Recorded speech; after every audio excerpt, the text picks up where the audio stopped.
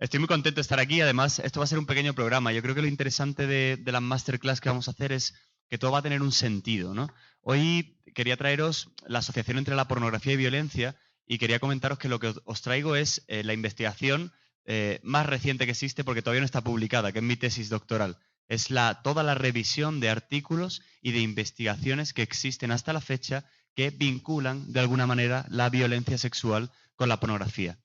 La masterclass de hoy, como es la primera y vamos a hacer un pequeño recorrido, también quiero contar algunos datos, dar algún contexto, hablar una pincelada de lo que es una sexualidad sana, para luego ya meternos directamente de lleno en el tema de la pornografía. Intentaré no extenderme más de 45 minutos, lo que pasa es que yo soy del sur de España y ahí hablamos como los loros, como dicen ahí, así que intentaré más o menos ajustarme, pero bueno, hablar algunas clases que se extiendan un poquito más si merece la pena y otras que puedan ser más cortas, aprovechando estos descansos. El próximo día vamos a hablar del impacto de la pornografía en la sexualidad, el cerebro y de cuándo se desarrolla ya la adicción.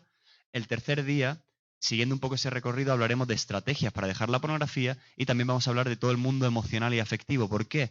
Porque todo lo que tiene que ver con la inteligencia emocional y con la vivencia de las emociones se vincula directamente con utilizar la pornografía para compensarla de alguna manera. Entonces, este es el sentido teórico y práctico que le vamos a dar a esta masterclass.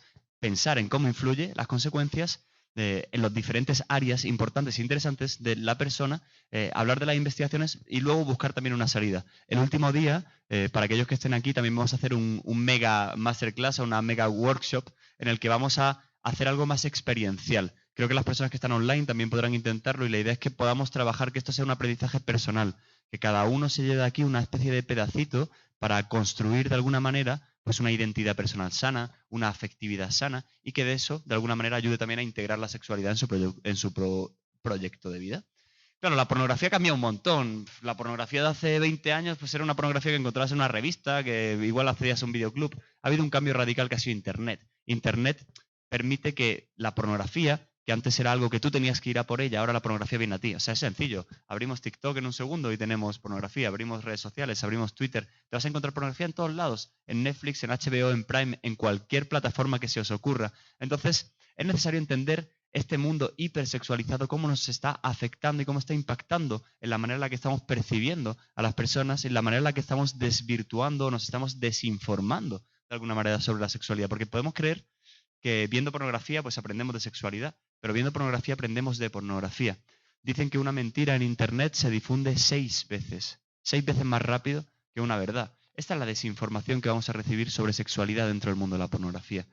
Los expertos dicen que la pornografía es como una pandemia, por el efecto contagio que tiene, ¿no? De llegar a cada rincón, como ha pasado con el COVID, o también por el impacto que tiene en la salud mental. Eso va a ser un poquito el tema que vamos a tocar, el impacto que puede tener la pornografía en la salud mental. Hoy en concreto hablaremos de la violencia, pero antes tenemos que, hacer un pequeño recorrido. Hay un psicólogo que se llama Stoner que dice que la pornografía ha cumplido con unos criterios que se llaman la triple A. Esta triple A tiene que ver con la accesibilidad, la asequibilidad y el anonimato. Yo incluyo 3 A's, 2 A's más, la aceptación y la agresividad. La pornografía es completamente accesible, es gratuita, todo el mundo puede acceder a ello, cualquier persona, a cualquier sustancia, droga, alcohol, tabaco, cocaína, cannabis, al juego, las apuestas, necesitas pagar por ello. La pornografía no, es la única industria y el único material que está tan accesible que es completamente gratuito. Además es anónimo, tú puedes llevar una doble vida, aparentemente mostrarte como una persona, ¿no?, coherente, congruente con lo que tú dices, haces y piensas, pero luego en el fondo llevar una vida paralela en la que estás consumiendo pornografía sin que nadie se entere, porque, si consumes cannabis se te va a ver en los ojos, si consumes cocaína vas a tener un gasto económico y también se te va a notar en tu estado de ánimo. La pornografía no tanto, por eso le llaman la adicción silenciosa. También es agresiva porque, como veremos, la gran mayoría de contenido mainstream de la pornografía tiene mucho tinte de agresividad, tiene una vinculación directa, no solo por el contenido, sino también por la propia industria, que es una industria de trata y de explotación a las mujeres, y eso creo que va a ser interesante también para que entendáis esa vinculación entre la violencia y la pornografía. Claro, pues eso, la sociedad vive de forma hipersexualizada. Tenemos el sexo como un menú a la carta en todos lados. Y uno puede pensar, joder, pues entonces que vivimos en una sociedad perfectamente libre, ¿no? Joder, cuánto hemos avanzado en la libertad sexual. Qué bien deberíamos vivir la sexualidad ahora, porque se habla en todos lados y se habla como muy a la ligera. Pero cuando uno se va a los datos médicos y científicos, observa que el aumento de las disfunciones sexuales en los últimos años ha ido increciendo, que las violaciones grupales y las agresiones sexuales y los abusos sexuales han crecido en los últimos años, que el contagio de enfermedades de transmisión sexual también ha crecido en los últimos años, que la educación sexual sigue siendo un tabú en las familias, que la adicción a la pornografía ha crecido también en mujeres, que era algo que hasta hace poco no había. Entonces, si se supone que hemos avanzado en libertad sexual, porque se habla tanto de sexualidad, ¿por qué no estamos viviendo realmente la sexualidad de forma satisfactoria? Y es aquí donde entra la pornografía, es aquí donde entra todo el mundo de esa vivencia tan despersonalizada de la sexualidad.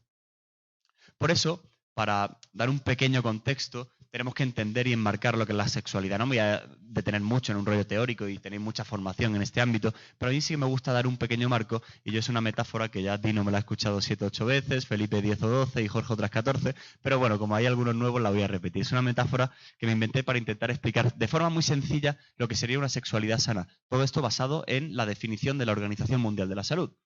Seguro que os suena a esa peli, ¿no? Ese cuento del rey Arturo, donde había una pequeña mesa redonda donde para que la corte del rey Arturo funcionase, pues había diferentes miembros, ¿no? Pues uno se encargaba de la magia, Merlín, ¿no? La política, la guerra, la caballería, y todo eso, pues esa acción conjunta que había de la corte del rey Arturo, pues hacía que todo funcionase bien. Imaginaros que con la sexualidad pasa algo similar. Hay una corte de la sexualidad y una mesa redonda de la sexualidad donde hay diferentes miembros y cada uno de ellos se encarga de una pequeña cosa. Y eso hace, cuando están todas integradas, estas dimensiones de la sexualidad, que vivamos una sexualidad sana. ¿Qué dimensiones tenemos dentro de la sexualidad? Primero tenemos al león o la leona, en el caso de las chicas. Es lo que tiene que ver con la parte más biológica, con la parte más física. Todos tenemos un cuerpo sexual y sexuado. Es la parte quizá más primitiva, más fiera, más brava de la sexualidad de alguna manera. Tenemos hormonas, tenemos una respuesta sexual, tenemos un sistema de excitación, tenemos un aparato reproductor, tenemos la capacidad de compartir a través del cuerpo toda esa vivencia de la sexualidad. Pero claro, no somos animales que viven desbocados por la selva. La sexualidad de los animales pertenece al reino de la necesidad, al reino de la impulsividad. La sexualidad en los seres humanos pertenece al reino de la libertad. Pero la libertad hay que entenderla bien. Decía Viktor Frankl que al lado de la estatua de la libertad había que construir una estatua de la responsabilidad. ¿Hemos avanzado mucho en libertades? Sí, puede ser, pero no educamos bien para llevar a cabo esa libertad, para poder ejecutar esa libertad, para poder tomar buenas decisiones. La libertad es peligrosa si uno no la sabe gestionar. Está bien, aparentemente, suena muy bien, suena como un sueño, ¿no? Casi como un sueño americano, pero luego hay que saber ejecutar y llevar a cabo bien esa libertad. Y para eso necesitamos al resto de miembros de la mesa redonda. No podemos entender la sexualidad sin la afectividad, sin el corazón, sin las emociones, sin los sentimientos. No podemos entender la sexualidad sin cuidar al otro, sin el cariño, sin el cuidado, sin el amor, sin la empatía, sin el respeto. O sea, es imposible separar. Recuerdo un congreso, eso no se me olvidará en la vida, que decía, siempre hay una emoción, porque ahora parece no como que se puede disociar. Yo tengo una relación sexual pero no siento cosas, ¿no? Da igual, como es una relación de una noche, una relación esporádica. No, siempre sentimos cosas. La relación será la que tú quieras, será sin compromiso, será con compromiso, será en un matrimonio, no será en un matrimonio, pero siempre sentimos cosas. La afectividad siempre está presente, somos seres emocionales. Recuerdo un psicólogo en un congreso, él era psicólogo penitenciario, trabajaba en las cárceles, y decía, fíjate que estoy muy enfadado, ¿no? Porque se empeña hoy el discurso social en separar todo esto. Él se dedicaba a trabajar con agresores sexuales y decía, hasta en una agresión sexual hay una emoción, que es el odio, que es la rabia, que es la ira. Es indivisible, no podemos separar la afectividad. Y aquellas personas que tienen problemas con la pornografía, lo que tienen es mal trabajada esta afectividad por trauma, por carencias, por dificultades para gestionar esas emociones, personas que se aíslan con baja autoestima y que de alguna manera utilizan la sexualidad o la pornografía para compensar esa carencia, para llegar a un equilibrio, para buscar una homeostasis en ese estado que necesitan, pero lo hacen de una manera compensatoria y reactiva, no realmente porque viva la sexualidad de forma libre. Luego, por supuesto, tendríamos la dimensión más cognitiva, el cerebro, el pensamiento, la intelectualidad. Aquí entra la voluntad, aquí entra la información, nuestras creencias, nuestros mitos, falsas creencias que podemos tener sobre la sexualidad. Aquí es donde entra todo lo que tiene que ver con la toma de decisiones. No podemos entender la sexualidad también sin una cabeza que piensa. Es lo que más humanos nos hace a nivel evolutivo, el cerebro racional, la capacidad de pensar y de reflexionar sobre lo que queremos dentro de la sexualidad. Las personas que tienen una adicción a la pornografía, su voluntad está mermada porque la pornografía les controla a ellos. Su capacidad de regulación, de autocontrol, de calma, de gestión, está totalmente deteriorada por ese consumo de pornografía. Fijaros, hace unos años hicieron un estudio en España sobre las fantasías sexuales. En el cerebro también entran mis fantasías, mis creencias, mis deseos. La fantasía sexual en principio no debería ser algo malo, es algo natural del ser humano. Pero cuando a uno ya le viene la palabra fantasía, ya piensa casi en cosas raras. Pues cuando hicieron un estudio en España sobre qué fantasías sexuales tenían los universitarios, la fantasía sexual que más salió fue tener sexo íntimo, es decir, con alguien que me quiera y con alguien que yo quiera, con alguien que conecte, que me cuide, que me trate bien. Esto es lo que viene en la materia prima del ser humano. ¿Qué pasa? Que Internet, la pornografía, la desinformación, mi biología, mis carencias, mis traumas, me van apartando de ese camino de alguna manera. Pero esto es lo que viene en la materia prima del ser humano.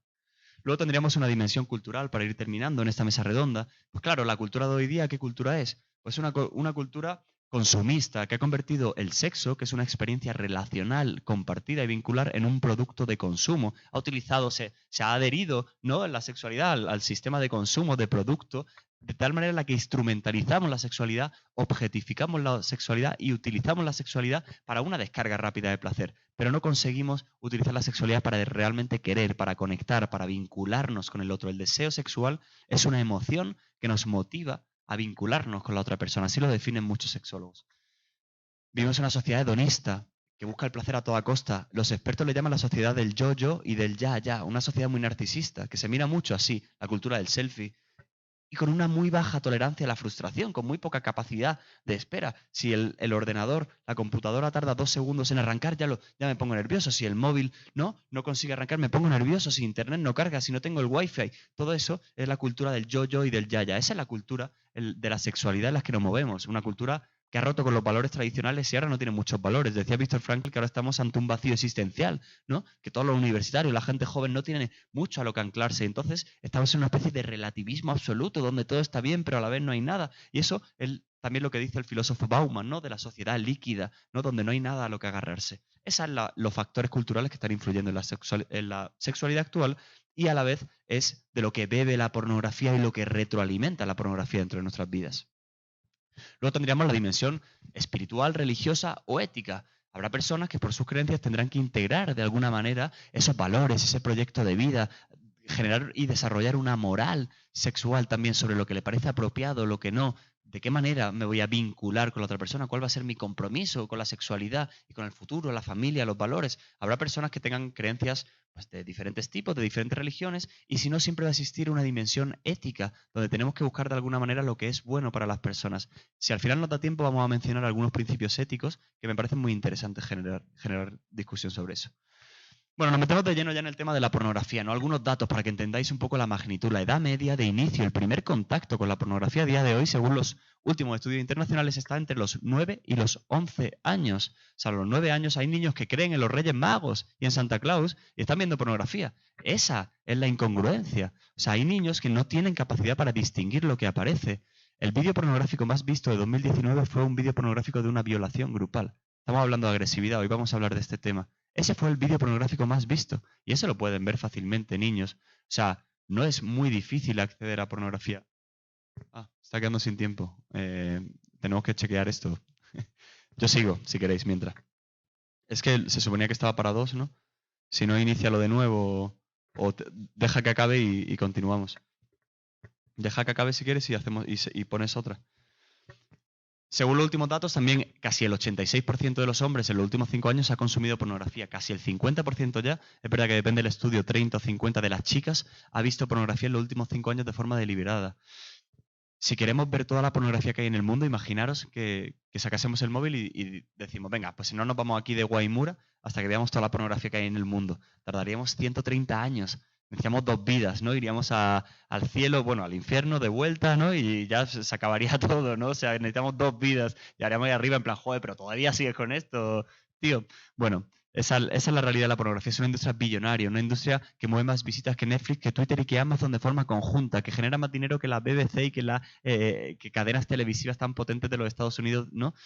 Es una industria que realmente busca lucrarse a través del espectador. Es una industria, hace poco, bueno, luego hablaremos de ello, pero en los últimos años también han crecido cuando haces los Google Trends y buscas las búsquedas más recientes, ¿no?, sobre pornografía, ves que han crecido los términos de pornografía agresiva y pornografía adolescente. ¿Eso qué significa? Que también hay más demanda de esa pornografía.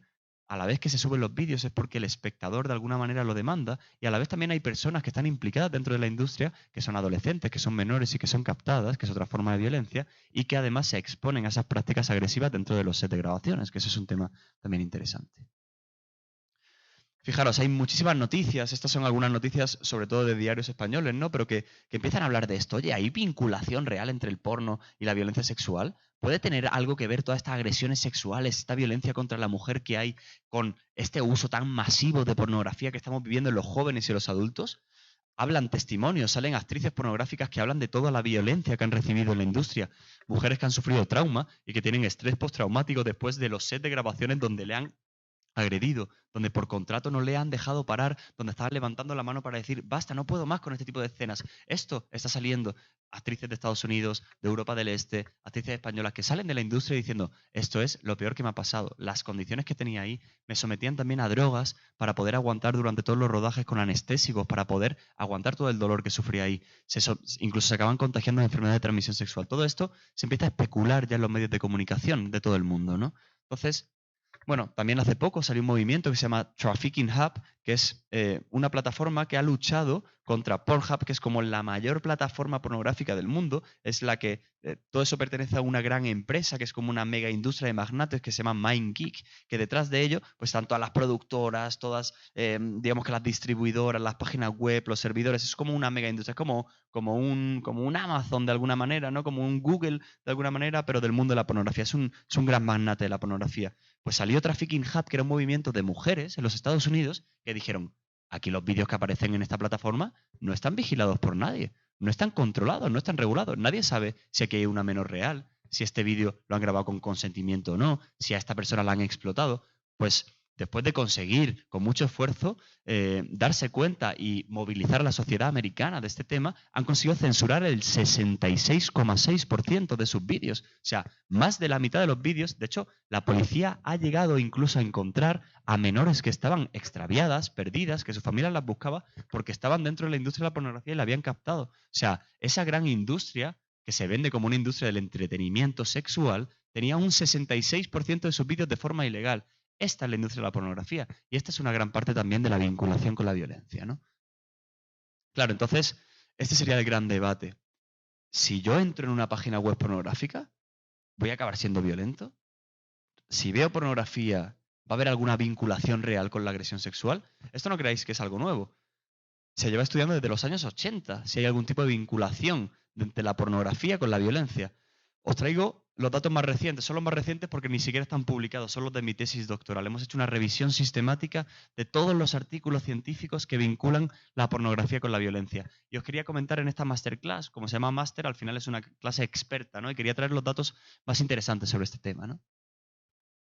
Bueno, como decía, desde los años 70 pues se intentan investigar como mucho de estas asociaciones. Ese pequeño gráfico que veis ahí en la pantalla es PubMed, que es uno de los buscadores más importantes que utilizamos las personas que nos dedicamos a la salud cuando queremos buscar papers científicos y referencias, uno de ellos, ¿no? Entonces, como vemos, desde el año 70 hasta 2022 ha crecido de forma enorme, ¿no? En una manera vertiginosa el número de artículos que se publican sobre pornografía y sobre uso de pornografía en los últimos años. Porque hay más interés, porque hay más demanda, porque hay más pornografía y porque hay más consecuencias negativas de la pornografía. Entonces, este es un poco el panorama en el que nos movemos. Hay algunos autores que intentan demostrar que no hay asociación, que la pornografía puede ser beneficiosa. Hay autores que tienen una posición como más intermedia. Bueno, no, la pornografía en el fondo no es el problema es la persona. Si una persona es agresiva, ya pues en el fondo es eso. Y luego estamos muchos profesionales que tratamos de vincular de forma directa, causal y correlacional la pornografía con la agresividad. Es cierto que no es tan fácil como decir sí o no. Esto pues, es más complejo, ¿no? Y requiere pues, de una profundización un poquito más honda. Y por eso vamos a intentar profundizar hoy aquí juntos sobre este tema. El primer metaanálisis, los metaanálisis, para que entendáis un poco, son como análisis de muchos análisis, ¿no? Es decir, a nivel estadístico son mucho más potentes que una simple investigación. El primero ya se hizo en el año 95 y además lo hicieron con los diferentes estudios que se hicieron en laboratorio, es decir, exponían en laboratorio a personas donde además de medirle también a través de diferentes, bueno, pues la electroconductividad de la piel, cómo funcionaba el cuerpo. También medían su respuesta, su lenguaje no verbal por observación y luego con cuestionarios estandarizados, ¿vale? Entonces, lo que sacaron en este metaanálisis del año 95, la conclusión fue que cualquier tipo de persona, en este caso lo hicieron con hombres, que se expusiera a pornografía no violenta, es decir, el contenido per se no era un contenido violento o agresivo, aumentaba los niveles de agresividad después de haber visto esa pornografía, por esa utilización y esa instrumentalización que había de las personas. Las personas que consumían pornografía tenían mayor probabilidad de puntuar más alto en los cuestionarios de agresividad tras haber visto esa pornografía. Y esa asociación aún era mayor, lógicamente, y es de sentido común, en aquellos vídeos y en aquellas representaciones que les ponían donde el contenido sí era per se violento. En sí mismo era un contenido ya más violento, más agresivo, ¿no? Entonces, ya desde los años 95 empieza a levantar un poco la liebre, a sacar un poco una luz sobre este tema. Luego llega un metaanálisis mucho más potente, 2016, que es bastante interesante. Este metaanálisis reunió 22 estudios de 7 países diferentes, países representativos de todos los continentes del mundo, y encontraron que de forma directa se asocia la agresión sexual en los Estados Unidos y a nivel internacional entre hombres y mujeres, no solo los hombres, sino también las mujeres, en estudios transversales y longitudinales, que también tienen más potencia estadística, entre la pornografía y la agresión sexual, donde la agresión verbal parecía tener un componente más fuerte, ¿no? Esa humillación que se hace a nivel verbal, donde se insulta y se humilla de alguna manera a nivel pues de insulto, ¿no? Y con la palabra, porque la manera, el lenguaje con el que se dirige el hombre a la mujer dentro de la pornografía es completamente humillante, pues era más potente. Pero también la agresividad a nivel físico, la capacidad, en los vídeos pornográficos aparecen, perdonad, es que sea explícito, ¿no? Pero estrangulación, todo tipo de agresiones físicas, ¿no? Cómo agarran a la persona del cuello. De hecho, hay vídeos de asfixias. Esto es real, esto aparece en el mundo de la pornografía. Por eso se vincula la pornografía con la agresión en la vida real. ¿Por qué? El próximo día, mañana, hablaremos del cerebro, pero hay un estudio muy interesante que os adelanto que ha tratado de estudiar cómo la pornografía impacta en las neuronas espejo. Hicieron a través de escáneres de resonancia magnética funcional, donde pueden ver el impacto que tiene en comparación sujetos sanos con sujetos adictos a la pornografía, cómo afecta a diferentes lóbulos del cerebro, ¿no? Entonces vieron que las neuronas espejo, que son aquellas encargadas de la empatía, del aprendizaje por imitación, por observación, tienen que ver con el aprendizaje vicario. Cuando somos pequeños y nuestra madre nos dice mamá, nosotros repetimos mamá, en parte, uno de los lóbulos implicados dentro de este aprendizaje son las neuronas espejo. Las neuronas espejo se ven alteradas en aquellas personas que son adictas a la pornografía. Por tanto, esa imitación de contenidos que se reproduce luego en la vida real porque se va erotizando y normalizando la violencia dentro de la vida sexual real de la persona, tiene también un correlato neurobiológico, afecta a esas neuronas espejo y la imitación, ¿no? No es simplemente un aprendizaje pues, personal o psicológico, sino que también tiene un impacto en nuestro cuerpo. Uno de los grandes temas que se ha estudiado, yo esto no lo conocía, pero cuando empecé con la investigación nos dimos cuenta, es sobre los mitos de la violación. Eso es algo que yo no conocía. Los mitos de la violación son unas creencias sesgadas que podemos tener las personas en las que si vemos una violación culpamos a la víctima en lugar de al agresor, ¿no? Por ejemplo, como es mujer se lo merecía, ¿no? Es que iba vestida provocando y ha sido ha sido culpa de esto. Que se acaba, vale. Genial. Entonces, estos mitos sobre la violación han sido muy estudiados en investigaciones científicas, en los que se culpa de forma directa a la víctima en una agresión sexual. Pues se ha visto que a mayor consumo de pornografía, mayor probabilidad tengo de incorporar estos mitos sobre la violación. Porque donde la mujer dice no, la pornografía dice que sí. Yo recuerdo, me invitaron a un programa de televisión en España y estábamos hablando de esto, de la asociación entre la violencia y la pornografía. Y la señora tuvo la fantástica idea de decir, bueno, al final del programa vamos a ver un vídeo pornográfico y vamos a buscar un vídeo agresivo pornográfico para que se sorprenda, ¿no?, el espectador y vea nuestras caras de sorpresa. A mí al principio no me pareció muy buena idea, pero bueno, pues ya estaba ahí en el plató de televisión y de alguna manera me vi obligado a ver ese vídeo. Y la chica me puso un vídeo pornográfico, agresivo. Era un vídeo donde estaba un matrimonio en su casa. No voy a dar muchos detalles, no os preocupéis. Pero entraban como a secuestrarles, ¿no? Como a robarles en su casa. Entonces, apartaban al marido y cogían los secuestradores y empezaban a forzar a las chicas, ¿no? al principio del vídeo la chica como que parecía resistirse de alguna manera, ¿no? Como decir que no. Y al final del vídeo terminaba como si hubiera disfrutado después de todo tipo de prácticas agresivas, denigrantes, humillantes. Claro, este es el mensaje que se puede llevar uno cuando ve pornografía. No pasa nada. Tú inténtalo, ¿no? De alguna manera es como si ese respeto a la persona, esa sexualidad sana donde hay una comunicación, un baile, un clima agradable, un respeto, una comunicación sana donde expreso mis emociones, un cariño, un cuidado, una vinculación, donde de alguna manera, joder, me hago cargo de tu vulnerabilidad, tú te haces cargo de mi vulnerabilidad. Está totalmente anulado dentro de la pornografía. Esta es una de las grandes cosas que se ha vinculado en las investigaciones recientes. No sé si tenemos... Perdonad, para pasar. Ahí estamos. Gracias, George.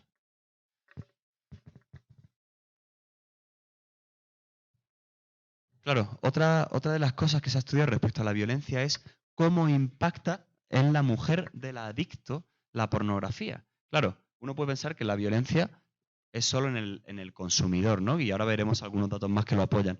Pero también en la pareja del consumidor. Hay una cosa que se ha estudiado que se llama el betrayed trauma, que es el trauma por traición. El trauma por traición es un fenómeno que se les produce a las mujeres de los adictos en el que de alguna manera sienten una infidelidad y una traición ante ese consumo de pornografía y que además reciben ese tipo de prácticas agresivas que el marido ha visto en la pornografía durante tantos años que luego trata de replicar en ese matrimonio, en esa relación sexual. A esas mujeres se les produce un cuadro similar al trastorno de estrés postraumático. Se les genera una hipervigilancia, tienen un control absoluto, un daño en su autoestima, mucha ansiedad, tristeza, sensación de abandono, descuido, sensación de descuido por parte de su marido. Y acaban luego volviéndose muy patológicas, muy controladoras de su marido. Cada vez que ya el marido está con el iPad o con el móvil, cuando ha descubierto que su marido hace poco llegó una mujer a consulta con su marido, llorando, diciendo, es que después de 20 años no me puedo creer que mi marido consuma todos los días pornografía. He pensado hasta operarme todo mi cuerpo para ver si me parezco a esas actrices y consigo darle a mi marido lo que le da la pornografía. Porque yo creo que nunca voy a llegar a eso. La pornografía es un súper estímulo, se aleja de lo normal. Es como, bueno, a todos nos gusta un filete con un poco de sal, ¿no? Pero si yo al filete le echo 2 toneladas de sal, bueno, es verdad que puede tener un gran impacto, incluso la sal puede ser un poco adictiva, ¿no? Y cada vez como voy necesitando más, pero me voy desensibilizando hacia el sabor real, natural de ese filete y de alguna manera voy perdiendo. ¿Necesitas? De alguna manera voy perdiendo toda esa capacidad natural que tengo de apreciar la sensibilidad que tiene que ver con el sexo natural y con el sexo real. Eso es lo que le pasa al adicto a la pornografía. Y eso es lo que sufren de alguna manera las mujeres del adicto a la pornografía. Nosotros en Darle una Vuelta creamos incluso un proyecto que llamamos el proyecto Nosotras, porque muchas mujeres, no era solo el adicto el que nos escribía Darle una Vuelta, era la mujer del adicto el que nos escribía diciendo, oye, mi marido ve pornografía, ¿qué hago? ¿No? Gracias. Bueno, este es el espacio que creamos con testimonios reales, bibliografía. Claro, luego hay que trabajar el perdón en el matrimonio. Esto es un lío de la leche. O sea, esto tiene un impacto muy grande. Claro, categorías habituales que han crecido en el mundo de la pornografía. Revenge porn, porno venganza, vídeos donde se sube sin el consentimiento generalmente del hombre hacia la mujer, vídeos sin el consentimiento de la mujer donde le han grabado sin su permiso y donde de forma anónima o a través de cosas ocultas le han grabado y lo difunden. Esto ha tenido un montón de impacto en gente joven, en adolescentes que difunden su contenido, chicas que han visto sus vídeos publicados en Internet. En España se suicidó una mujer porque difundieron por su empresa todo el vídeo y todo el contenido que habían grabado sexualmente, supuestamente en una pareja íntima, pornografía extrema, degradación, incesto, otro tipo de violencia, una jerarquía familiar donde me aprovecho de ti, donde hay abuso. En Spotify, no sé si lo visteis, pero se hizo súper viral, al menos en España. Durante unos meses estuvo colgado un audio pornográfico donde decía, me acosté con mi hija, me acosté con mi hijo. Eran 2 vídeos donde se promovía el incesto. O sea, las categorías de incesto han crecido un montón. Hace poco vino una mujer a consulta con su marido, otra mujer, otra pareja, otro matrimonio diferente, que me decía, es que he descubierto los vídeos que ve y ve acostándose con hijastra. Claro, y dice, yo tengo 2 hijas. ¿Cómo miro yo ahora a mi marido a los ojos? Estas son las categorías que están subiendo. violaciones grupales, agresiones grupales, muchos títulos que descalifican a las mujeres, sexo grupal donde generalmente son los hombres los que se aprovechan de la mujer, ¿no? Esto es lo que está ocurriendo dentro del mundo de la pornografía y esto pues es un reflejo de esa violencia también, ¿no? No sé cómo vamos de tiempo. Vale, bien. Entonces, dentro del equipo de investigación tratamos de hacer un poco esta revisión, ¿no? de cómo se puede vincular, si hay alguna relación entre el uso de pornografía y la violencia, ¿no? Bueno, utilizamos los últimos 20 años, entre 2000 y 2020, para ver cuál es esta asociación, con diferentes bases de datos y palabras clave, con algunos criterios de inclusión y de exclusión en los que no voy a meter para no aburriros. Encontramos al principio 1500 artículos en esta revisión y fuimos cribando poquito a poco con los artículos que nos interesaban, que eran pues, más potentes, con mejor asociación estadística, que eran artículos publicados en revistas de impacto, que medían digamos que de forma ajustada, ¿no? Porque muchos artículos ponían, ¿ves pornografía? Sí o no, ¿no? Entonces, intentamos como buscar aquellos que tenían escalas estandarizadas de pornografía y validadas, también escalas de violencia. Al final, encontramos 62 artículos. Claro, ¿cuál es uno de los problemas que encontramos? Que cada uno mide la violencia como le da la gana, ¿no? Fijaros, todo esto que veis en esta tabla, que son mitos sobre la violación, actitudes violentas, estereotipos de género, proclividad a la violencia, violencia sexual, perpetración, coerción, eran los diferentes términos que utilizaban en esta revisión, en estos artículos. Entonces, claro, es muy difícil dar un argumento verdadero, porque cada investigación mide la violencia de una manera. Pero aún así encontramos datos interesantes. Lo mismo pasó con la pornografía. Algunos artículos no medían que es la pornografía. Instagram es pornografía, Netflix es pornografía, Internet es solo los vídeos de estas plataformas como Pornhub, es la pornografía mainstream. Algunos sí que trataban de dar una pequeña definición sobre pornografía, algunos tenían unas escalas que sí que medían de forma fiable y estadística la pornografía, pero no todos ellos, de alguna manera, cumplían con estos criterios estadísticos, ¿no? Entonces, ¿qué encontramos? Encontramos 40 estudios en adultos y 22 en adolescentes. Es decir, hay muchísimos estudios fiables con potencia estadística que asocian la violencia y la pornografía tanto en adultos como en adolescentes. En países muy diversos. Bulgaria, Chipre, Italia, Noruega, Estados Unidos, Australia, Dinamarca, Croacia, ¿no? Con muestras representativas a nivel mundial, a nivel internacional. Y, bueno, algunos eran transversales, que son, sabéis que son esos estudios que vinculan de forma correlacional ahora mismo, ¿no? Te hago una foto de si ahora mismo el nivel de pornografía se relaciona con tu agresividad, y luego estudios longitudinales, te hago un periodo de seguimiento y veo que si ahora, en 3 meses, en 6 meses, en un año y en 2 años, todo eso va creciendo en función de si vas aumentando o no el consumo de pornografía. Esos estudios suelen ser más potentes a nivel estadístico.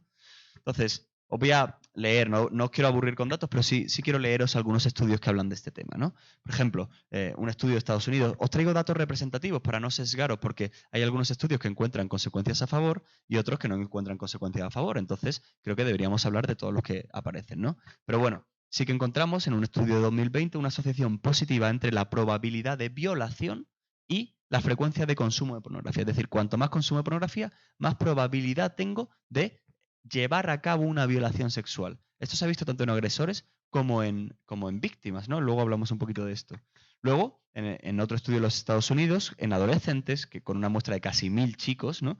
Se vio que aquí había un factor intermedio, ¿no? Es decir, que si yo tengo mayor hostilidad de forma previa, es decir, si yo tengo una personalidad que tiende a ser más hostil y más agresivo por mi temperamento biológico, y a eso le meto pornografía, pues eso hace que haya mayor probabilidad de esa asociación, ¿no? Es decir, hay una variable mediadora. No es la pornografía de forma directa, sino que si cuando yo ya de forma previa tengo esa hostilidad o esa impulsividad para agredir al otro, pues de alguna manera esa asociación es estadísticamente más significativa, ¿no? Luego, por ejemplo, también hubo un estudio longitudinal en Bélgica, que era solo con 400 personas, de chicos y chicas, y que no encontró pues esta asociación, ¿no? Entonces, bueno, pues este estudio también muestra que parece que no siempre esta asociación es directa. Claro, esto es complejo, como toda la estadística, ¿no? La estadística dice que si tú tienes 1 millón de euros y yo tengo 0, los dos tenemos medio millón de euros, ¿no? Pero claro, bueno, es complejo, ¿no? Pero lo interesante es ver cómo diferentes estudios también han intentado de controlar otras variables para intentar como, de alguna manera, asociar de forma directa esto, ¿no? Luego, también sobre la agresión sexual, se vio en un estudio bastante potente en el 2000 de 3000 personas, que era muy representativo, que hay un camino directo entre el uso de pornografía y la coerción sexual, donde la pornografía es la causa directa, excluyendo otras variables de personalidad, familiares, educacionales, entre la agresión sexual y la pornografía. Luego también se hizo un estudio longitudinal con adolescentes en Croacia en el que se vio que había una asociación directa, pero que había factores mediadores. En este caso era la variable insensibilidad. Personas que son más insensibles, que tienen menor empatía para conectar con los otros, tienen mayor probabilidad de asociar la pornografía con la violencia, ¿no? Y luego un estudio que se hizo en Inglaterra en el que se vio que de alguna manera había una asociación positiva entre la excitación sexual con la pornografía y la coerción sexual en la vida real, ¿no? Otro resultado, si ya termino un poco así con las tablas así un poco más pesadas, es que, bueno, Brown en 2019 también encontró de forma longitudinal una asociación entre exponerme temprano a la pornografía y incluir roles de género más conservadores. ¿Esto qué significa? En el que se piensa que el hombre está por encima que la mujer, en el que la mujer es un objeto, en el que se le somete, en el que, de alguna manera, para ser viril tengo que ser rudo, tengo que ser un macho duro y, de alguna manera, incluir la agresividad. Esto es un estereotipo, lo que se llama un estereotipo de género, ¿no? Donde el hombre tiene que estar por encima de la mujer en lugar de que haya algún tipo de equidad o igualdad, porque somos dos seres humanos con la misma dignidad y con la misma necesidad de tratarnos bien, ¿no? Luego también, en 2019 se ha visto que cuanto más es la asociación, perdón, cuanto más es el uso de pornografía violenta, mayor probabilidad hay también de ejecutar violencia en la vida real. Y, por último, en un estudio que se hizo en 4 países diferentes, con cientos de adolescentes, no recuerdo ahora el número porque no está aquí indicado, pero se vio que también, de alguna manera, ver pornografía online pues favorece esas actitudes negativas hacia la mujer y, bueno, hay una asociación directa entre estas cuestiones, ¿no? Estos 3, que me parecen un poquito más recientes también, interesantes, son los que siempre suelo mencionar. El primero porque es longitudinal, hacen un periodo de observación de 20 meses, o sea, durante 20 meses, en 4 olas, al primer mes, al tercer mes, al sexto mes y al año, creo que son, más o menos, no sé cuadrar bien el timing, encuentran que a mayor uso de pornografía, cuando van creciendo los adolescentes, más la usan y más probabilidad de agresión sexual. En el segundo es muy interesante porque excluyen también otras variables, ¿no? Entonces quitan esos rasgos de personalidad, de insensibilidad, de hostilidad, de impulsividad, de búsqueda de novedades y encuentran de forma directa esta asociación. Y en el último también se ve, que es de 2022, este es muy reciente, que a mayor uso de pornografía, mayor probabilidad tengo de objetificar a las mujeres en la vida real e instrumentalizarlas como si fueran un objeto, ¿no? Este es muy interesante porque es un estudio que se hizo en mujeres y se vio que la mujer que consume pornografía tiene mayor probabilidad de ser una víctima sexual. ¿Por qué? Porque normaliza tanto la violencia, la banaliza tanto, que piensa que lo normal es ser agredida, que es lo que le va a gustar al hombre, que es lo que tiene que dejar hacerse. Entonces su capacidad para distinguir lo que es bueno de lo que es malo, lo que es agresivo, lo que es normal, está mermada, es decir, está alterada y sesgada, intoxicada esa información sobre lo que sería una sexualidad sana debido a ese consumo repetido de pornografía. Hicieron un estudio también interesante sobre el tipo de contenido que veían los universitarios en la pornografía. Desde un 0,4 de prevalencia, que es algo bajísimo, hasta casi un 46% de prevalencia, que es casi la mitad de los participantes de ese estudio, veían violación, mujer disfrutando violencia, sexo forzado, sexo violento, coerción, degradación. Ese es el tipo de contenido que veían los universitarios de diferentes países dentro del mundo de la pornografía. No creáis que es algo que es muy lejano, ¿no? Entonces, claro, volvemos a la gran pregunta que nos hacíamos al principio. ¿Hay vinculación entre la pornografía y la agresión sexual? Yo entro y veo varios vídeos pornográficos y seré un agresor sexual. Bueno, podéis haceros vuestra propia idea, ¿no? Quizás después de todo lo que hemos comentado, ¿hay una asociación directa? Parece que sí. ¿Hay una asociación causal y correlacional? Parece que sí. No siempre. Hay otras variables mediadoras. Sería muy sensacionalista decir que si yo veo 2 vídeos pornográficos voy a ser un agresor sexual. Pero la pornografía normaliza, erotiza, banaliza, legitima y hace deseable de alguna manera la violencia. Entonces, me atrevo a decir que sí, pero con un análisis un poquito más complejo. Entonces, podemos decir que hay diferentes caminos, ¿no? Aquí sí me voy a levantar. Entonces, claro, tenemos antecedentes en las personas. Hay antecedentes que pueden condicionar a las personas a ser agresivos. Hay personas que no ven pornografía y ya son agresores sexuales. No hace falta pasar por la pornografía para ser un agresor sexual. Hay un camino directo entre, pues, por ejemplo, ser hombre te da mayor probabilidad de ser agresor que ser mujer. Por ejemplo, también tener orientación sexual heterosexual también te da más probabilidad, porque, por ejemplo, entre mujeres homosexuales no se ha estudiado tanto la violencia, o al menos no se ha dado tanto. Hay personas que tienen rasgos psicopáticos, que son narcisistas, tienen mayor probabilidad. Por ejemplo, hay factores culturales, hay culturas que son también más tendientes a la agresión sexual. Pues, no sé, hay países que tienen un harén de mujeres, ¿no? Donde, bueno, lapidan a las mujeres, pues también todos esos factores influyen en que haya una relación más directa con la agresión sexual. En aquellos que puedan tener estas características en mayor o menor volumen, van a tener mayor predisposición a que haya esta asociación. Luego, podemos pasar o no por la pornografía. Claro, cuando pasamos también tenemos que tener en cuenta qué tipo de pornografía estoy viendo. Hay gente que ve pornografía violenta y gente que no ve pornografía tan violenta.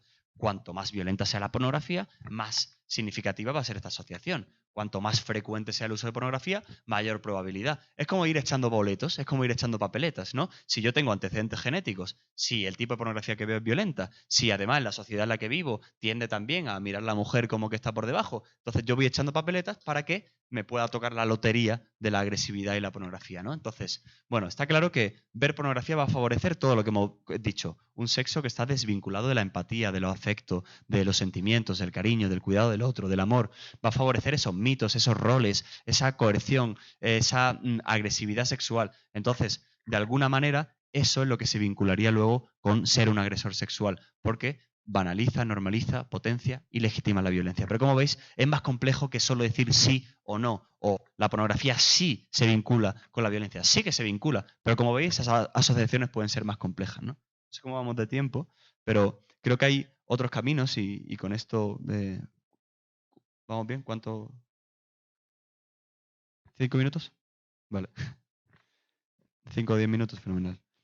Dimensiones donde también se cruzan la violencia y la pornografía. Esto es un pequeño esquemita que yo traté de hacer para reflexionar yo, ¿no? Para decir, oye, ¿dónde se cruzan la pornografía y la violencia? Lo primero creo que se cruzan es en la propia industria. O sea, la industria de la pornografía es una trata de mujeres. Hay un libro que se llama Porno Explotación, que ha hecho una periodista española con una actriz donde con policía, guardia civil española han tratado de investigar todas las redes del narcotráfico, de la trata de mujeres, de toda la industria de la pornografía. De hecho, va a salir un documental pronto en Netflix en el que yo he tenido la suerte de participar con ellos y han entrevistado a personas de la industria, a personas que han sufrido la adicción, a expertos y hablan de todo este tema, de toda la explotación que hay detrás, de cómo cuando alguien se mete en un vídeo de una mujer colombiana, la pornografía, están como trayendo a esa mujer, claro, de Colombia, para que lo grabe en Centroamérica y que de alguna manera se someta a todo lo que aparece en la industria.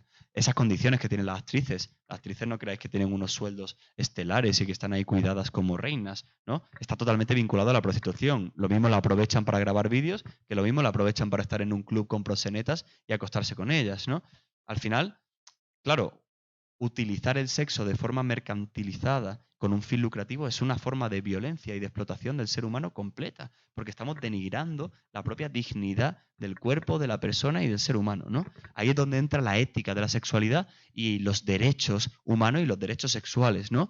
La ética de la sexualidad tiene que ver con el bienestar compartido, con buscar el bien del otro, ¿no? Con de alguna manera hacerme cargo de tu cuidado, conectar contigo, cuidarte, quererte. Tiene que ver con la igualdad, tiene que ver con que el placer de la sexualidad no es solo un placer único, es un placer recíproco de alguna manera y, bueno, que nos vinculamos, ¿no? Y eso nos potencia esa vinculación, ese cariño. Eso lo rompe y lo violenta de manera completa también la pornografía. También los derechos humanos, la privacidad está completamente vulnerada con categorías como el revenge porn que hemos dicho, donde se expone la pornografía sin su consentimiento, donde hay menores expuestos en vídeos en Internet. O sea, está completamente vulnerada un derecho humano como la propia privacidad, la explotación del cuerpo y también, bueno, esa aparente libertad, ¿no?, que nos generan, ¿no?, de ese supuesto discurso, ¿no?, de las mujeres pues lo hacen porque quieren, ¿no?, porque les gusta. Yo recuerdo un programa, estuve en un programa de televisión, me metieron en una mesa redonda a discutir o sea, la mesa redonda era una actriz porno, una webcamer sexual, una feminista y yo, ¿vale? O sea, imaginaros el panorama allí y el público duro que tenía yo ahí enfrente. Entonces, la actriz pornográfica decía, ¡guau! Pues esto yo lo hago porque quiero, yo he recibido una educación sexual estupenda. Y yo incluso me lo cuestioné y dije, bueno, igual estoy equivocado, ¿no? Igual esta persona pues no sé, igual de verdad quiere hacerlo y es libre para hacer esto. Me cuesta creerlo, me cuesta creer que una niña de 14 años sueñe con ser una actriz pornográfica. Me cuesta creer que a alguien le guste que la agredan en la sexualidad. Me cuesta creer, no sé, llamarme iluso, llamarme soñador, yo confío de otra manera en el ser humano, ¿no? Claro, esta chica luego retuiteó en sus redes sociales todas las cosas del programa, entonces a mí me aparecieron en mi Instagram y en ese mismo día, que no sé por qué le dio por ahí, pues contó que ella había sido agredida sexualmente de pequeña, ¿no? Entonces, claro, ahí comprendí de verdad por qué esa mujer se dedicaba a la industria. Hay mucha explicación detrás de este mundo. Las personas que están ahí no son realmente libres, pueden ser aparentemente libres, pero realmente hay detrás toda una historia, todas unas carencias. O se dedican por necesidad o se dedican ilegalmente porque la han captado. A veces se dedican por adicción o por compulsividad sexual y otras veces por abuso o trauma que han recibido y de alguna manera replican esos modelos de agresividad dentro de esa industria en la que se mueven, ¿no?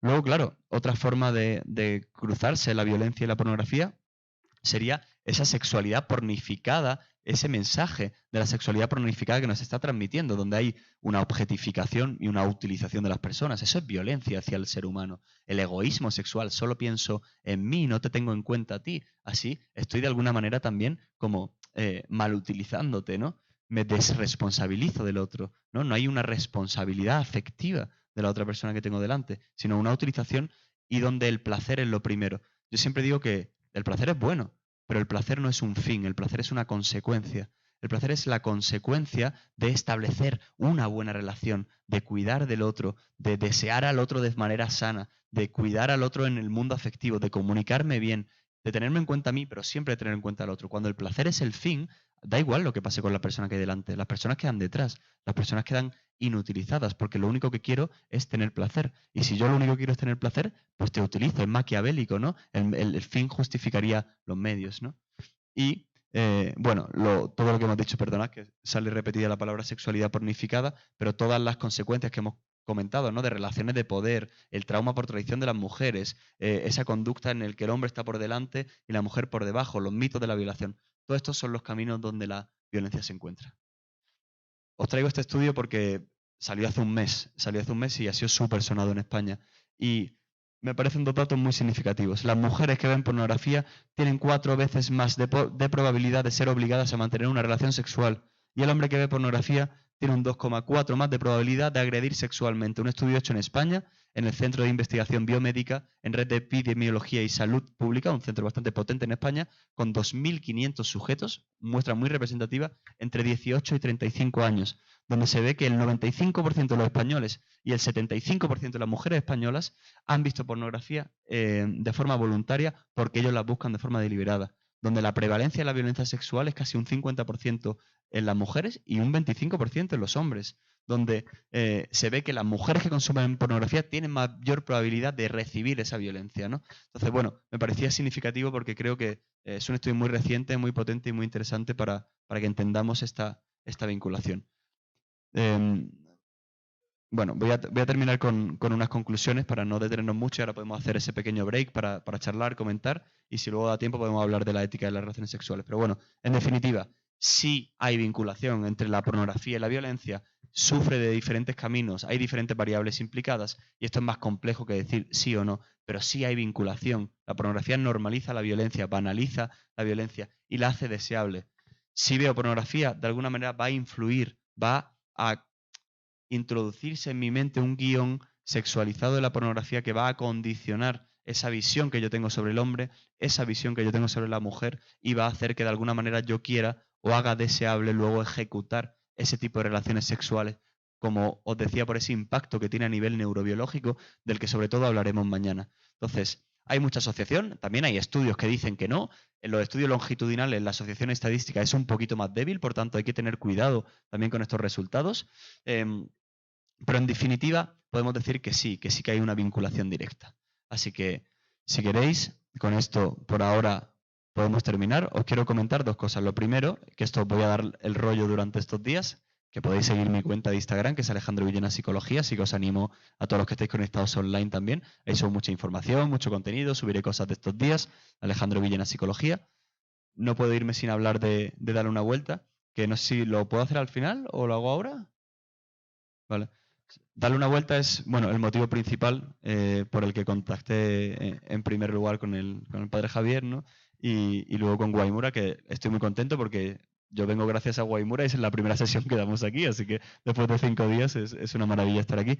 Darle una vuelta es una asociación que creamos en España, tiene 7 años de vida ya y se dedica a ofrecer ayuda gratuita a personas que tienen un problema con la adicción. Hemos ayudado a más de 4.000 personas durante esos últimos años. Todos los días nos llega un email diferente de una persona, de un marido, o sea, de un hombre, de la mujer de un adicto, de la madre de un adicto que tienen problemas con la pornografía.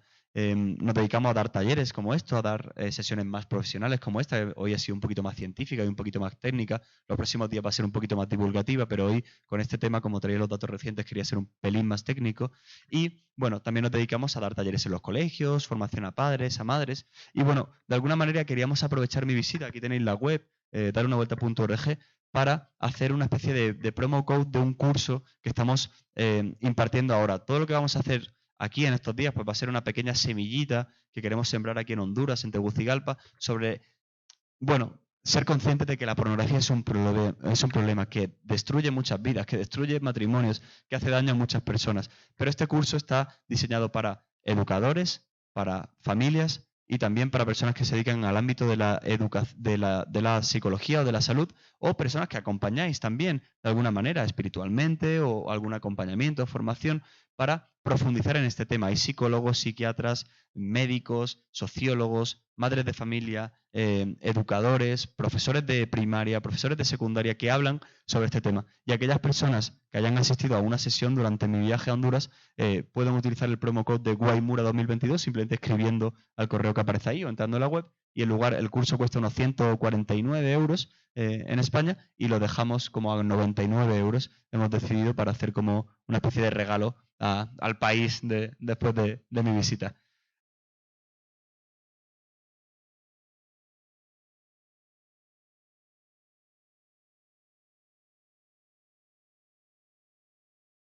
Hola Alejandro, mucho gusto. Mi pregunta es, estaba viendo en tu slideshow que pusiste que hay niños desde 9 hasta 11 años que empiezan a ver pornografía. ¿El canal por el que empiezan a ver pornografía cuál es? ¿O empiezan directamente a meterse a estas páginas? Súper interesante la pregunta, muchas gracias. La red de entrada, o sea, aquí hay que tener en cuenta dos cosas, ¿no? Yo siempre digo que lo que ha facilitado, uno es la tecnología, ¿no? O sea, cómo desde muy pequeños, o sea, ya vemos a niños que van por la calle, ¿no? Como tocando las cosas como si fueran scroll down, ¿no? O sea, que tienen ya como una digitalización de la vida de alguna manera, en el que, claro, se han acostumbrado mucho y están muy expuestos desde muy pequeños. El 30% de los niños accede por accidente a la pornografía, es decir, se la encuentra navegando por internet. Y luego hay otra gran potencia que es todo el equipo que hay detrás de la industria de la pornografía. Ellos se encargan, de alguna manera, con muy buenos equipos de marketing, de hacer la siguiente cosa, que es condicionar los algoritmos de la gente joven para que acceda a la pornografía. Un ejemplo, si tú pones Fortnite, bueno, hay un programa en España que se llama La Resistencia, que es un late show, ¿no? Que seguro que os suena, yo creo que lo habéis debido ver, y han ido actores y actrices pornográficos, ¿no? A estos programas. Claro, ese programa lo ve gente muy, muy joven y adolescentes. Cuando tú te metes en ese programa, por ejemplo, en el que va este actor o esta actriz, luego te van redirigiendo a otros vídeos donde ya aparecen estos actores. Por ejemplo, hay un vídeo que es un Strip Fortnite, en el que está abierto en YouTube, no tiene un control de edad, de alguna manera, y es el juego al que más juegan los preadolescentes y los adolescentes, y pues sale un actor y una actriz pornográfico que no es un desnudo explícito, pero se quitan una camiseta, lo sexualizan, entonces digamos que las redes sociales, YouTube, TikTok es alucinante la cantidad de contenido pornográfico que aparece, Instagram también, ¿no? Son como las primeras puertas de entrada, ¿no? Entonces son escalones que vas bajando luego al sótano ya de la pornografía y cada vez la pornografía más extrema. Entonces yo te diría que esa tecnología y la potencia de la industria hace que en los primeros canales de entrada, no la antesala, sean las redes sociales y eso vaya enganchando y generando como esa sexualización de alguna manera de cosas que deberían ser neutras como un juego o un videojuego que es el Fortnite, ¿no? A ti. Bueno, aprovecho para decir también a las personas en la transmisión que también pueden hacer sus preguntas y las leeremos. Las vamos a leer. Si hay alguien aquí en el auditorio también que tenga alguna pregunta, por ahí hay una.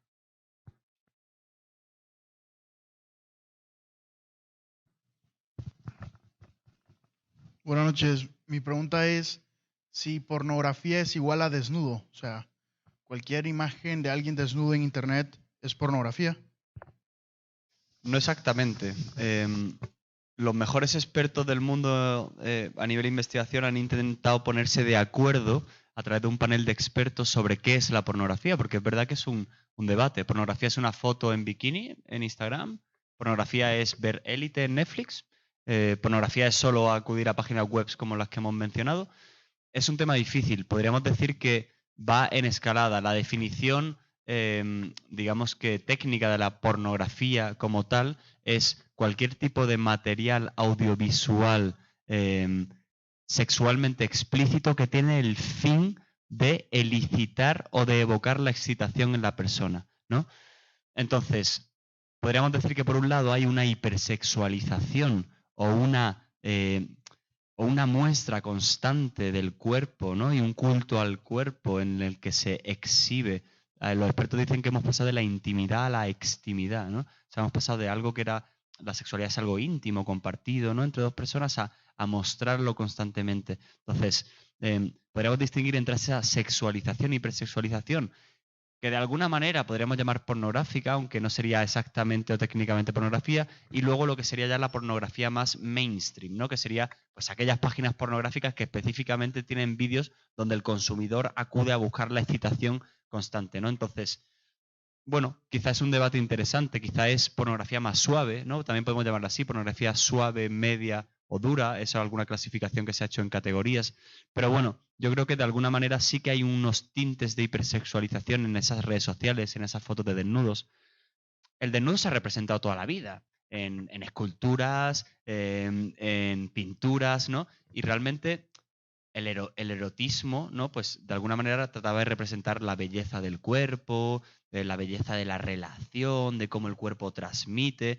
De hecho, el cuerpo debería ser algo súper natural y súper bueno, ¿no? Porque es algo pues, completamente eso, natural. Pero yo creo que también se ha desvirtuado y todas las redes sociales y la publicación de las redes para gustar, para obtener un like o para obtener un comentario, ha hecho que el cuerpo, que es algo natural y que se debería ver con una mirada natural, pues de alguna manera la mirada sea una mirada ya objetificada que lo que hace es utilizar esos cuerpos para la pornificación, para la excitación. Entonces, yo creo que esos serían como los dos rangos donde podríamos distinguir, ¿no? Pero al final es como, yo lo veo como un continuo, ¿no? En el que empiezas de cero y vas aumentando la sexualización hasta ya la pornografía más intensa.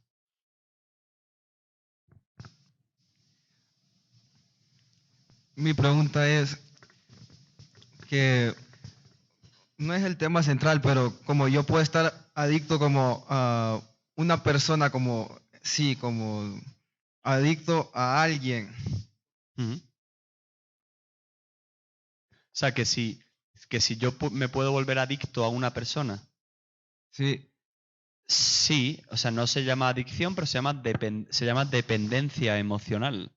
La dependencia emocional es, digamos, la necesidad imperiosa de tener a la otra persona con la que yo me estoy vinculando en una relación y no poder tenerla lejos de mí. Es decir, esas relaciones en las que de alguna manera yo no tengo mi espacio, yo no tengo control sobre la otra, yo no tengo control sobre mi propia vida, sino que la otra persona me controla, donde siempre estoy pendiente de lo que la otra persona lo está haciendo, pienso demasiado en esa persona, me vuelvo obsesivo con esa persona. Eso de alguna manera, de hecho hay algunos estudios neurobiológicos que estudian la dependencia emocional y ven que también se comporta de forma similar a una adicción, porque la necesito cada vez más y digamos que acostumbro a estar con esa persona. Realmente, si yo depender de forma sana, que sería una dependencia, digamos que simétrica, donde tú y yo estamos al mismo plano, estaría bien. Una dependencia asimétrica es la dependencia que sería más problemática, que es cuando de alguna manera tú te aprovechas de mí, yo me aprovecho de ti, pero o sea, todos codependemos. O sea, somos seres sociales, somos seres relacionales. Yo necesito al otro para sentirme querido. Desde pequeño necesitamos a nuestros padres para que nos den un reflejo de quiénes somos nosotros. Y por tanto aprendemos en relación. El ser humano co-construye sus vidas, co-construye su identidad a través de la mirada del otro. Eso es inherente al ser humano. Sin embargo, cuando necesitamos de forma imperiosa al otro, pues nos volvemos dependientes de esa persona y por tanto estamos, digamos que, distorsionando una relación sana y equitativa, ¿no? Entonces, bueno, sí, de alguna manera podríamos serlo. Aquí tenemos una pregunta online desde el live. Pregunta, ¿la sexualización a las mujeres puede ser producto de la pornografía? Sí, yo creo que es bidireccional de alguna manera, ¿no? O sea que la pornografía influye en la sociedad y la sociedad va generando ese reflejo e influye en el trato a las personas.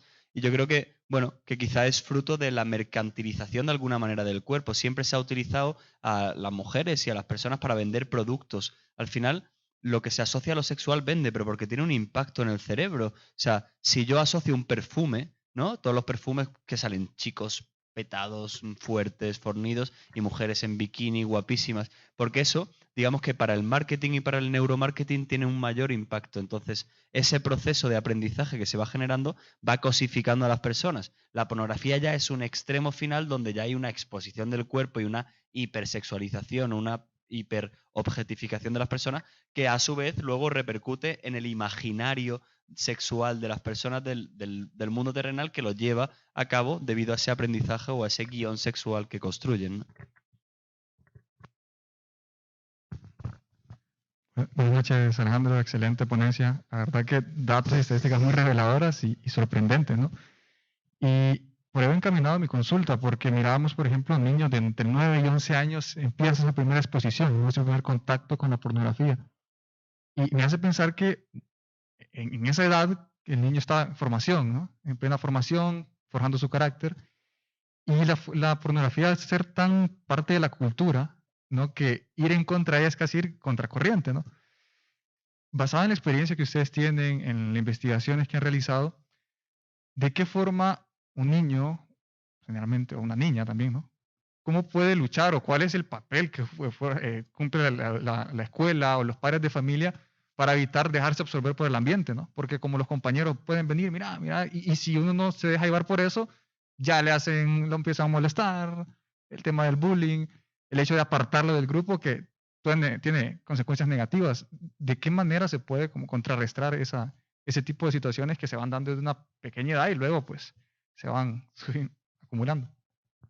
Sí, complicada pregunta, ¿no? Porque no creo que haya una fórmula mágica. Hay diferentes pequeñas fórmulas, pero creo que la gran llave es la educación sexual, por supuesto, primero en la familia y también desde el ámbito educativo. Lógicamente, esto se podría apoyar en los sistemas políticos donde hubiera un currículum sano, de verdad, de educación afectivo-sexual, revisado por profesionales con sentido común, donde se fortaleciera a las personas. Lo que necesitamos es fortalecer a los adolescentes. Los adolescentes hoy día son muy frágiles, son adolescentes muy frágiles, son muy vulnerables, no tienen tolerancia a la frustración, todo lo quieren ya. ¿Por qué? Porque no han entrenado la capacidad pues, de poder esperar más ante las cosas, porque lo tenemos todo muy accesible. Son personas que no gestionan bien sus emociones. Los índices de suicidios adolescentes han subido una barbaridad. Los sistemas de atención primaria, tengo un amigo que atiende en urgencias allí en España, en un servicio en Cáceres, dice que todos los días le llegan 6 intentos autolíticos de gente joven. 6 todos los días en un municipio de España. Entonces, esa fragilidad es la que tenemos que contrarrestar con personalidades fuertes.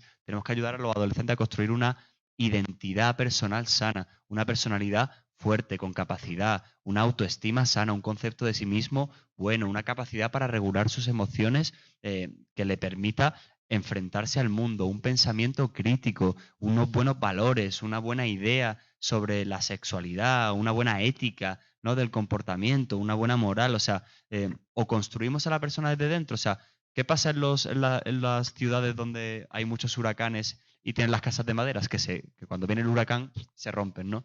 Si tuvieran unos cimientos sólidos y fuera de buen cemento, pues sería más difícil que el huracán les tumbe. Eso es lo que tenemos que hacer con los adolescentes. El huracán va a seguir, la pornografía lo va a hacer, al igual que lo van a hacer las redes sociales, y se van a aprovechar las empresas para ganar dinero, que también, pues bueno, pues buscan su bien de alguna manera, esas empresas, ¿no? Entonces lo que tenemos que hacer es que los cimientos sean más sólidos para que ese huracán no les tumbe y sean capaces de luchar y nadar un poquito a corriente, y que si viene la ola, pues que sean capaces de surfearla un poquito, ¿no? Gracias. Solamente vamos a tener 2 preguntas más y ya están seleccionadas. La primera es, ¿por pornografía auditiva se puede incluir cierta música como el reggaetón, perreo, entre otras cosas? Sí, hay mucha gente que la define así. Es verdad que, bueno, digamos que el impacto que tiene el reggaetón, aunque hay varios estudios que hablan de la hipersexualización debido a ver videoclips en los que aparecen mujeres sexualizadas porque van vinculados con la imagen también y de alguna manera los mensajes que transmite el reggaetón, donde también se hipersexualiza mucho, prima mucho la relación sexual, prima mucho el placer, prima mucho que el hombre, ¿no?, siempre está ahí con su harén de mujeres, todos los reggaetoneros son ahí como, todos están ahí con la pose, donde siempre tienen mujeres alrededor, en bikinis, es como la imagen estampa, la seña de identidad del reggaetón es un poco esa sexualización. Entonces podemos decir que de alguna manera esa influencia de la música, y hay algunos estudios científicos que lo avalan, sí que tiene un impacto. Pero creo que nada tiene tanto impacto como la pornografía porque va asociado a todo el sistema sexual, a la recompensa, al orgasmo y a la excitación y el aprendizaje que produce en el cuerpo. Toda esa intensidad que es auditiva, visual, corporal, emocional, es mucho más potente y habría que diferenciarla, ¿no? Pero de alguna manera es un residuo también, ¿no? Buenas noches, Alejandro.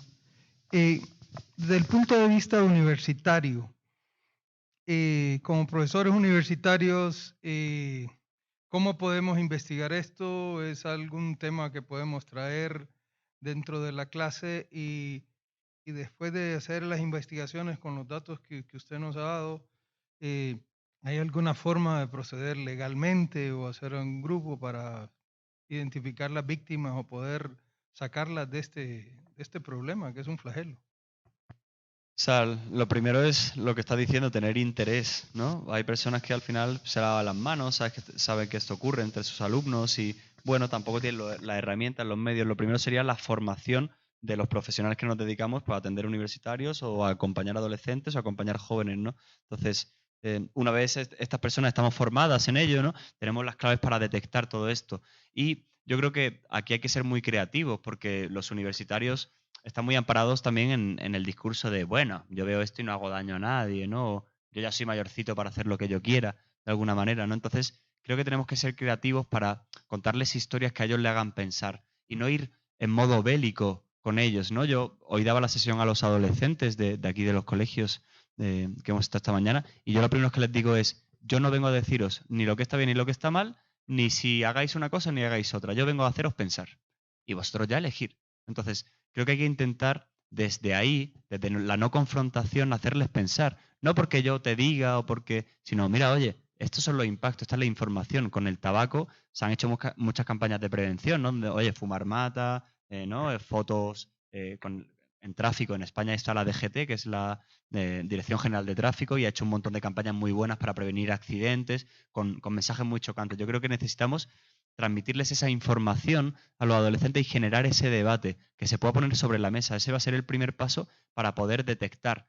Luego, hombre, de forma más práctica, si se van creando grupos donde esto pues haya un ligero viento a favor, pues de alguna manera pues se pueden hacer pequeñas encuestas en la universidad, sacar pequeños datos, pequeñas estadísticas para reflejar que esto es algo que ocurre no de forma lejana, sino de forma cercana.